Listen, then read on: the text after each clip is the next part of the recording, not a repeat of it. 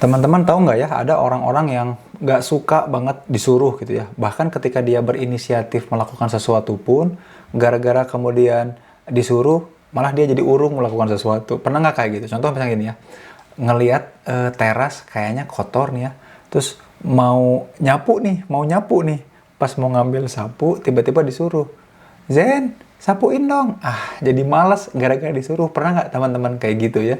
Nah, gimana sih menyikapi itu ya? Dan itu kan jadinya jadi motivasi ya. Motivasi itu kan dorongan untuk melakukan sesuatu. Seringkali orang jadi turun kehilangan motivasi itu gara-gara disuruh. Suruhan itu bukan motivasi eksternal ya. Motivasi eksternal itu dorongan orang untuk melakukan sesuatu karena di luar dirinya. Suruhan itu bukan motivasi eksternal, dan orang itu berubah seringkali bukan karena suruhan. Nah, pertanyaannya kan sekarang kayak gini, gimana ya caranya kemudian supaya kita bisa termotivasi secara internal, dan atau gini lah, gimana ya caranya supaya kita nggak gampang disuruh-suruh sama orang, nggak jadi suruhan orang. Apa yang perlu kita lakukan? Yang perlu kita lakukan, teman-teman, adalah satu, yang tapi memang berat buat orang-orang yang biasanya gini, orang-orang yang nggak mau disuruh itu orang-orang yang jarang berinisiatif untuk doing something. Makanya supaya kita nggak mau disuruh-suruh, supaya nggak disuruh-suruh, inisiatiflah untuk memulai doing something.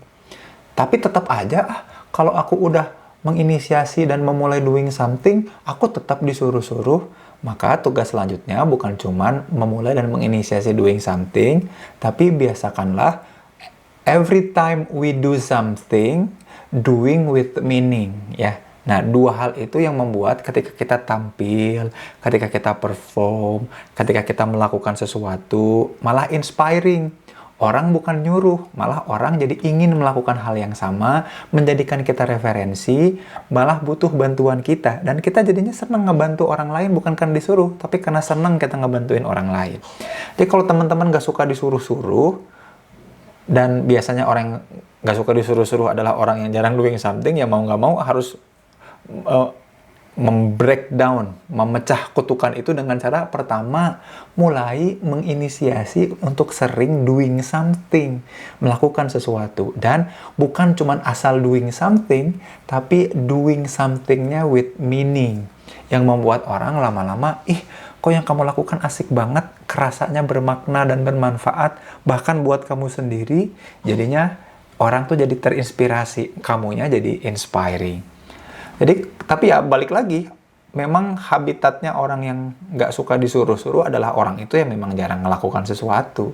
Nah, kalau teman-teman lagi nggak nyaman karena sering disuruh-suruh, kok tiba-tiba jadi bersuruh, suka nggak enakan karena kerjaan yang kemudian nggak ikhlas dikerjakan karena seolah-olah paksaan, ya karena tadi ya, jarang menginisiasi untuk doing something, dan kalaupun udah menginisiasi, doing something-nya nggak dengan meaning, jadinya uninspiring, tidak menginspirasi orang lain. Mudah-mudahan video ini membantu. Kalau mau curhat, DM aja, nanti mudah-mudahan dibahas di video-video selanjutnya. Jangan Permana pamit ya, jangan lupa like dan share. Assalamualaikum warahmatullahi wabarakatuh.